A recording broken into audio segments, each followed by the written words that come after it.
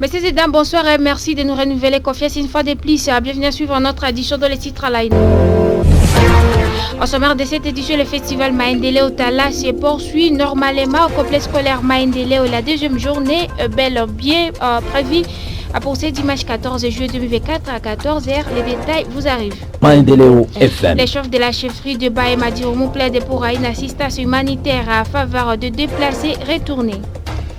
Maendeleo FM. L'arrivée du secrétaire général adjoint des Nations Unies à commune d'Oïtia, les détails à tout à l'heure. Maendeleo FM. Je suis sur la presse de la mise en onde. Bienvenue à tous aux détails. Ce journal vous est présenté par Sephora Péchou. Une fois de plus, bonsoir. Le travail abattu par le gouvernement de l'État de Séjani Touri sous la rouette de lieutenant général Luboya Kachomajoni est de plus en plus palpable. À ce jour, plus de 8000 ménages ont déjà regagné le groupement Kabarolé. Nous sommes à chefferie de Bahema Dirumou. Occasion pour le chef de cette entité coutumière de plaider pour une assistance humanitaire à faveur de ces retournés. Reportage à Junior Selemani du gouvernorat. Mise en service jeudi 11 juillet 2024 des débarques dont du gouvernement provincial sur la rivière Chari, reliant le village Kangakolo et Irum Centre et l'autre sur le conflit Ituri Chari, reliant les groupements Bassounou et Mayaribo respectivement dans la chefferie de Basili et de Mobala. C'est l'administrateur militaire du territoire d'Irumu qui a présidé la cérémonie officielle qui était précédée par celle de Koutimi. Le colonel Siro Simba Bungajan a indiqué que ce débarque vient renforcer la cohabitation pacifique et la cohésion sociale entre les communautés. Hivi munakuwa na mitumbu yote mbili ya Orbor yenye itawasaidia kutraverse kutoka Irumu Centre na Kangakolo na kwenda ngambo ya Basunu kufika hapa donc, na ile yote huku naona ngambo la mingi ni communauté ema, hii ngambo zaidi ni Babira dans le cadre ya cohabitation pacifique na cohésion sociale iko deja réalité, haiko tena bitu ya kusema sema. Je pense que na bageni bachef wote kutimie bachef de chefferie na secteur ya territoire d'Irumu nao wanakuya kuangalia iko événement parce que ni ya territoire d'Irumu. Parlant au nom de chef coutumier, Sa Majesté Katalo Takumara André, chef du secteur de Bahema Sid, a reconnu les efforts déployés par le gouvernement militaire de l'Ituri dans le rétablissement de la paix dans le territoire du Rumu et appelle les communautés à l'unité et la cohabitation pacifique. Na kwa hivi sasa hii ni muda wa kufanya salama, tuweze kusindikiza administrateur kwa territoire ya Irumu kwa upendo ambaye ametuoneshea, pia na gavana wa jimbo, pia na washefu wote, washefu kutimia ya sehemu ya Wabira yote ni wapigia asante kwa kazi ambayo tunaenda kufanya. Pia message ambayo nitaleta kwa vijana tuwe wenye kujenga amani katikati yetu. Mambo yote ambayo yalipita tuweze kutupilia mbali na tuweze kuangalia amani na itatufikisha mbali na mwingine yetu itakuwa na development na vile. Rappelons que lors de son dernier passage en février dernier au chef-lieu du territoire du Rumu, le gouverneur militaire, le lieutenant général Luboya Kachomajoni, avait promis de doter 2 moteurs hors bord pour faciliter la traversée de la population sur les rivières Chari et Ituri qui étaient en difficulté. Chose dite, chose faite. Le gouverneur Luboya Kachomajoni, fidèle à sa parole. Le chef coutumier du groupement Mouingi du territoire de Niragongo, Amini Lufenge, a échappé de justesse à un assassinat le petit matin de ce vendredi 12 juillet 2024 à ville de Goma, où il s'est déplacé en fuyant les attaques des rebelles du M23 d'après Guillaume Bazungu, cadre de la jeunesse du quartier Kassika. Ce bandit a cerclé la parcelle de cette autorité coutumière, a tiré sur lui. Il a été sauvé grâce à l'intervention de policiers qui a échangé des réussir à vaincre ce malfrat.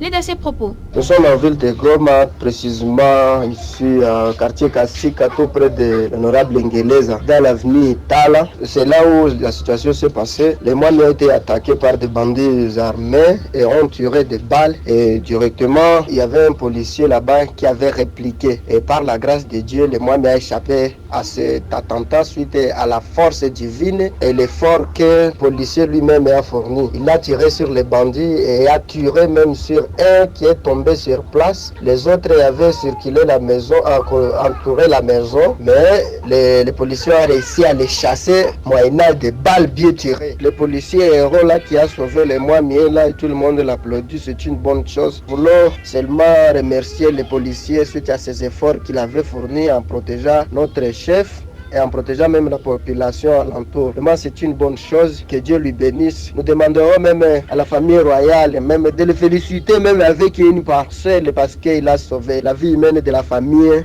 royale. Parlons de la page culturelle où le festival Maendeleo Tala organisé par le complexe scolaire Maendeleo va se poursuivre ce dimanche 14 juillet 2024 pour cette journée. La musique, la danse, la poésie, le génie en herbe et l'équinage. À zéro au Meni, les candidats à ce festival se préparent et promettent un spectacle honora Djoumamissi, l'un des candidats à la musique populaire de ce festival.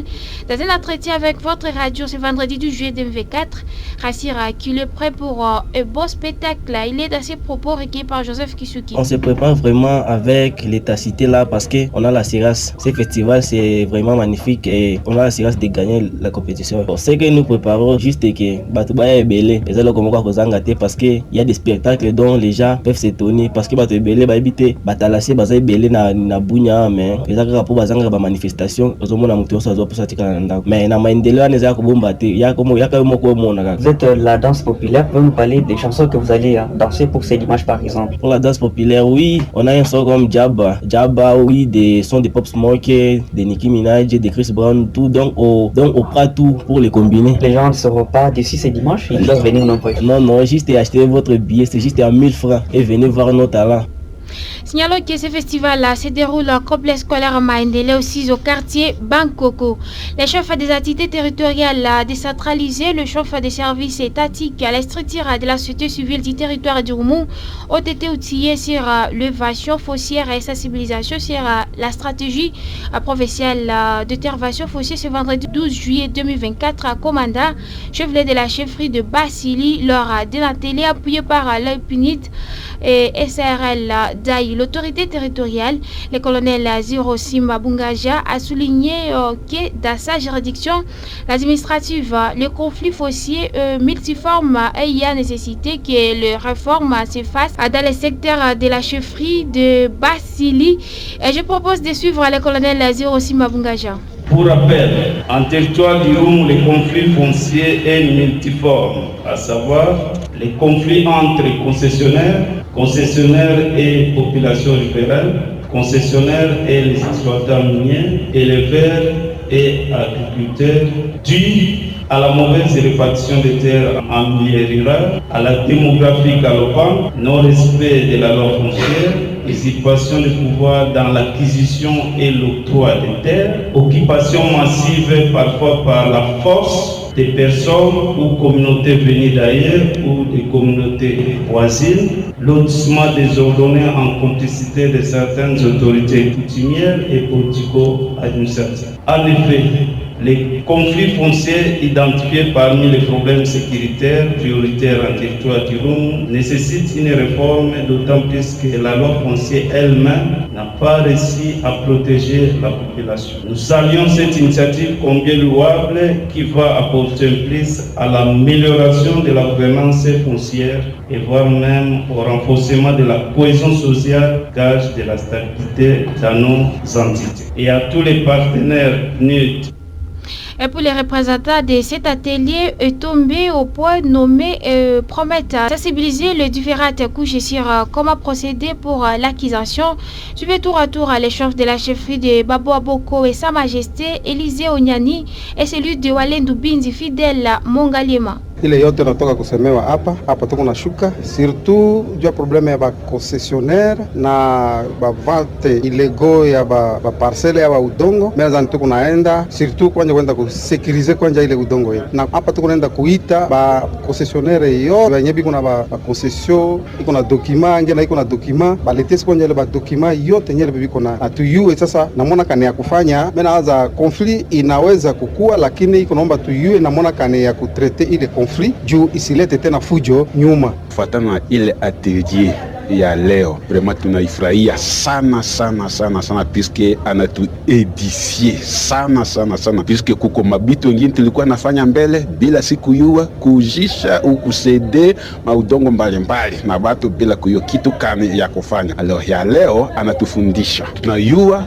kitu kama tunapasha fanya ndani ya legalite yenye tulikuwa nafanya mbele ndani ya illegalite. Kwa leo tunakuwa rassuré que legalite naonekana leo kunjia ya atelier yenye tunatoka pitisha leo. Alors alisi ya ile atelier leo ya kwanza iko sensibilisation d'abord ndani ya mungini, kusensibiliser jeunesse yenye banajingiza na vile ndani ya maneno kujisha udongo, ma chef de village, ma chef de groupement, kubafahamisha bazee ya mungini, kubafahamisha juu ya kitu ya kufanya asienda tokesha tena matokeo mabaya. D'ici 2025, OK Cacao créera dans l'espace Europe ça que sache son propriétaire, donc il est obligatoire de tout cacao-culteur à l'identification de ce chat. C'est une révélation de M. Kakoul Dounia Christia, directeur gérant de la synergie de coopératives pour le développement paysan SICODEP à l'occasion d'ouverture officielle à du centre de fermentation de cacao Anzenga Mabaliota dans le groupement Bolema secteur Ronzori, territoire de Beni. Un papier de Nzangura Kwavingiston. Dans cette déclaration lue par le révérend pasteur Matsana, président de la société civile coordination urbaine de Boutembo, les 4 coordinations de la société civile Force Vive dans le Grand Nord Kivu se disent être surpris de la RIP. Dans cette déclaration lue par le révérend pasteur Matsana, président de la société civile coordination urbaine de Boutembo, les 4 coordinations de la société civile Force Vive dans le Grand Nord Kivu se disent être surpris de l'arrivée d'une délégation à provenance de Kinshasa pour le contrôle des recettes de l'État alors que la population vive dans une psychose. Les 4 coordinations de la société civile Force Vive estiment qu'il est inopportun de réaliser cette noble mission qui s'inscrirait dans le cadre de maximiser les recettes de l'État. Nul n'ignore que les activités commerciales demeurent perturbées dans des zones à conflit armé, réduisant ainsi les revenus des consommateurs est stable. Ainsi donc, les 4 coordinations de la société civile Force Vive du Grand Nord Kivu d'emblée exhortent la délégation de Kakoul Dounia Christian, directeur et gérant de la SICODEP, a laissé savoir que dans la mesure de mettre la traçabilité dans la culture de cacao, des cultivateurs aux derniers consommateurs, l'identification de champs est une mesure dont ils sont en train d'accompagner ses membres gratuitement. Localement, nous ne consommons pas. Le dernier consommateur se trouve ailleurs. Parmi les consommateurs, ils ont donné une exigence pour faciliter la traçabilité, voir si réellement le cacao n'est pas en train de causer certains problèmes, surtout d'ordre environnementaux. C'est ainsi qu'ils ont exigé, d'ici 2025, aucun cacao n'entrera dans l'espace Europe sans qu'on sache qui est réellement le producteur de ces produits. C'est pourquoi, dans les Rwenzori, nous sommes en train d'enregistrer ou d'accompagner les cacaoculteurs et pour permettre la traçabilité des produits que nous allons vendre auprès de sociétés qui vont acheter notre produit. Avant nos membres, ils sont déjà pré-identifiés il y a longtemps. C'est cette inspection qui va nous faciliter de voir ou de déceler les lacunes qui sont dans les cacaoyers de nos membres, afin de les orienter et pour qu'à la fin, on arrive à gagner ou à certifier le produit ici de leur champ. Et si dans le cadre de soulager cette population, un centre de fermentation a été ouvert ce vendredi 12 juillet 2024 où les activités d'achat sont déjà disponibles dans le village de Nzenga au quartier Mambaliota. Nous avons érigé du Nzenga un centre de fermentation qui aujourd'hui c'est le lancement officiel des opérations d'achat et vente des produits cacao. Nous sommes dans le secteur agricole, plus particulièrement dans la chaîne de valeur cacao. Dans le premier temps, nous allons acheter les fèves fraîches venus de nos membres. Donc, à eux de nous apporter les cacao. À la même occasion, l'ingénieur agronome Palou Koumanguès Hercule explique ce qui suit. On ne récolte pas le cacao avec des matériels très tranchants tels que les machettes, mais il faut utiliser les mains pour essayer de détacher les cacao à la tige pour ne pas faciliter les blessures entre les cacao et la tige. Pour que le cacao soit un produit fini, il faut d'abord le déchirer, le décabosser et après le décabossage, il faut passer à l'action de triage, à lever les impurs dans le cacao propre. Après là-bas, vous l'amenez au niveau du centre de fermentation pour que le cacao soit bien fermenté et que nous trouvions. La SICODEP regroupe plus de 7 coopératives actives dans la région de Béni, dans l'achat des produits agricoles, essentiellement les cacao. Mutuanga, Romilis Nzalumbo.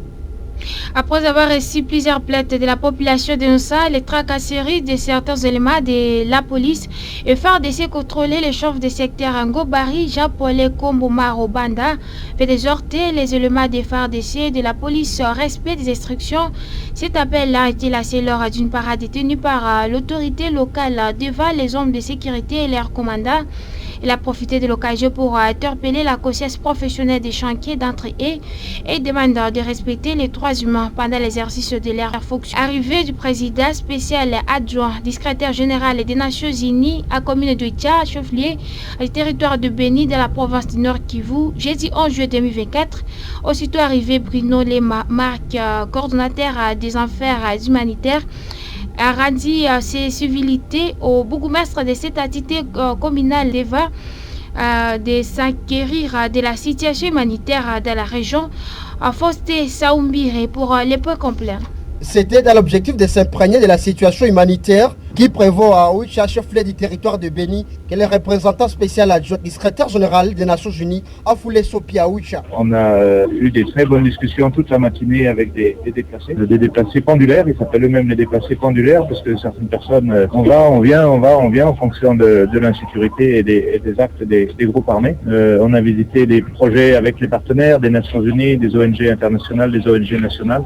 On nous a expliqué qu'avec la solidarité qui existe au Congo, 70% des déplacés qui viennent à Oicha vivent dans les familles d'accueil où elles sont bien reçues. Donc c'est juste la minorité d'entre elles qui vivent dans les sites de déplacés. Ces coordonnateurs humanitaires en RDC indique que la situation humanitaire reste préoccupante à RDC en général et d'une façon particulière à l'est du pays. Dans l'est de la RDC, à cause de la détérioration de la situation, notamment depuis les 2 dernières années, il y a une aggravation très nette de la situation humanitaire. Donc quand on parle de la détérioration de la situation de sécurité, c'est bien sûr la crise du M23, les avancées du M23 qui chaque fois ont comme conséquence des déplacements de population. L'activisme des ADF, qui sont vraiment dans la zone où nous sommes actuellement, voilà, c'est la zone, le cœur de la zone ADF. Il en a profité pour s'imprégner de la situation en visitant certains sites de déplacés dans la région. Rappelons que Bruno Le Marquis est arrivé le mardi 10 juillet 2024 pour la même cause, en ville de Béni.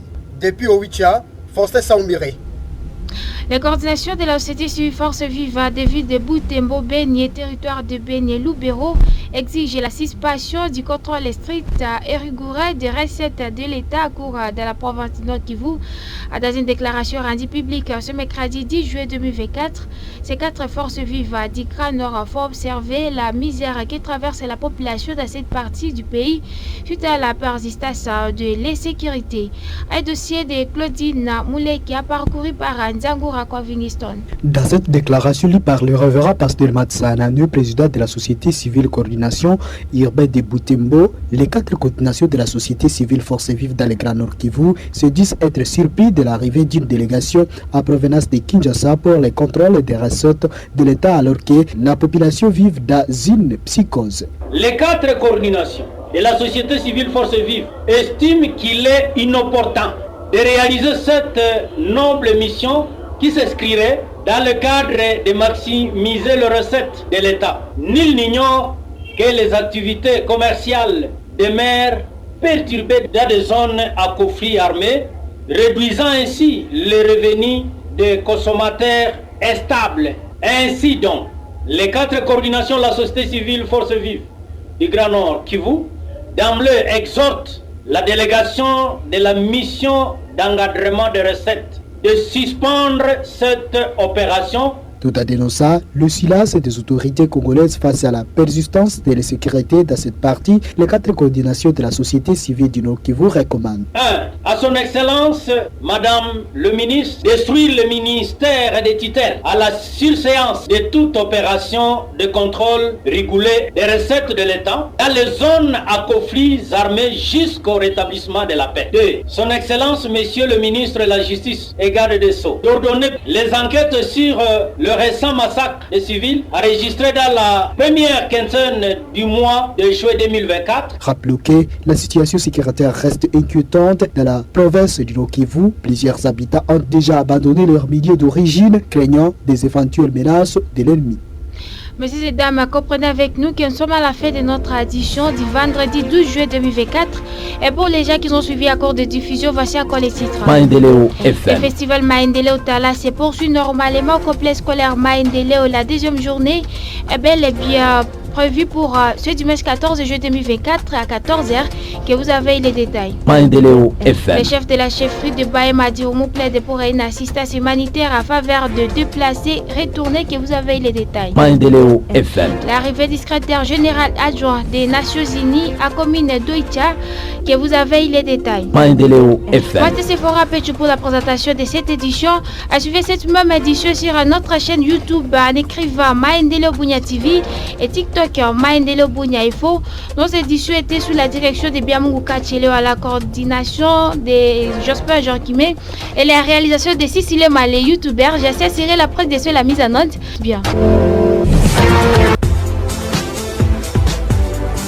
Ce journal vous a été sponsorisé par Vidovide. Vidovide, un grand secret de la bonne santé.